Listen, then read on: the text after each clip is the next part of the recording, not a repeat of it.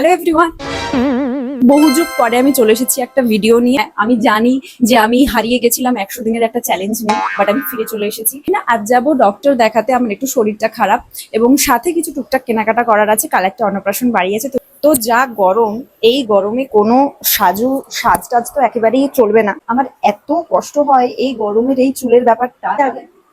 আমাকে তাড়া দিতে চলে এসেছে, এই যে আমার সঙ্গে যাবে। এইভাবেই চুলটা ওপরে তুলে নিয়েছি, আলতু ফালতু ভাবে একটা চুল বেঁধে নিয়েছি। আর আমি মুখে কিছুই দেবো না, শুধুমাত্র একটা টিপ পরবো।